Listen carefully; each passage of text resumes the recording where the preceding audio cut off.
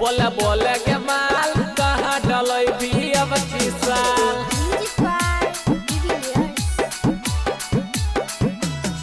आगे रंगवा से काहेला डरो ही गोरकी डालबो रंगवा हल्का गे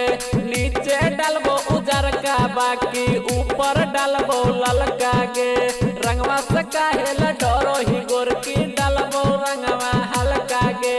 नीचे डालबो उजर का बाकी ऊपर डालबो ललका गे। हर साल होली खेले हमरे तरह में हमरे सब फागुन रंग डल मई जादो जी से रंगवा जब डल गे खुश होली में हो जइबी जादो जी से रंगवा जब डल गे खुश होली में हो जइबी। सुन सुन के बाल हमसे डाला ले अब की साल।